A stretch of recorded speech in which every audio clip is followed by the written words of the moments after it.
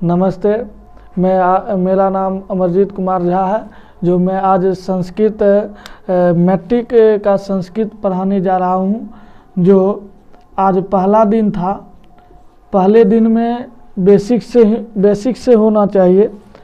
क्यों कि संस्कृत का बेसिक नहीं जानते हैं और पढ़ाने लगते हैं।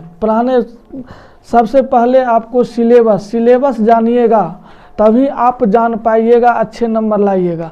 सिलेबस जानकारी नहीं है तो आप अच्छे नंबर नहीं ला सकते हैं। क्योंकि संस्कृत में जैसे व्याकरण है, व्याकरण ही बहुत महत्वपूर्ण है। व्याकरण अगर नहीं रहता, व्याकरण में अगर जानकारी नहीं है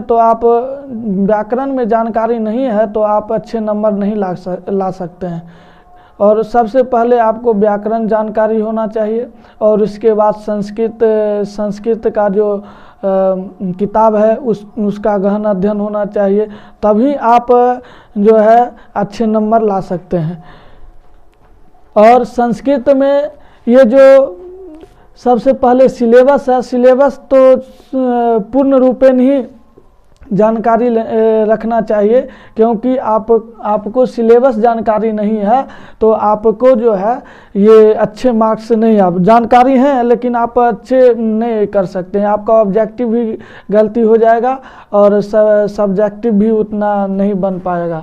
इसलिए सबसे पहले संस्कृत में जो है, संस्कृत का जो पुस्तक है उसमें से अगर फर्स्ट पुस्तक है तो उसमें से आपको ऑब्जेक्टिव और संस्कृत सेकेंड से आपको ऑब्जेक्टिव 30 रहेंगे, 30 ऑब्जेक्टिव रहेंगे। ऑब्जेक्टिव जिसमें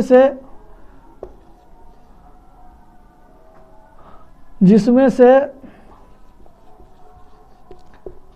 25 बनाना है। और व्याकरण से आपको 30 ऑब्जेक्टिव रहेंगे, उसमें से 25 बनाना है। तो सबसे पहले ये तो किताब वाला है तो जानते ही हैं। और व्याकरण में कहाँ से रहता है तो उसकी जानकारी एकदम सही तरीके से होनी चाहिए। क्योंकि व्याकरण जो है, आपको सबसे पहले आपको संधि रहेगा, फिर दूसरा रहेगा आपको धातु, फिर उपसर्ग रहेंगे, फिर आपको समास रहेंगे, फिर आपको प्रत्यय रहेंगे, फिर आपको कारक रहेंगे और फिर आपको शब्द रूप रहेंगे।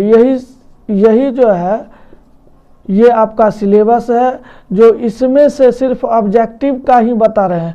ऑब्जेक्टिव में आपको ये 4 number, 3 number, 2 number, 4 number, 4 number और 4 नंबर, 4 नंबर। तो 4 पंचे 20 और 5 25, 25 को आप जानिएगा। 30 को पूछेगा, उसमें से 25 अंक लाना है तो 25 ही जान लीजिए, जो आपको यह व्याकरण से रहेगा।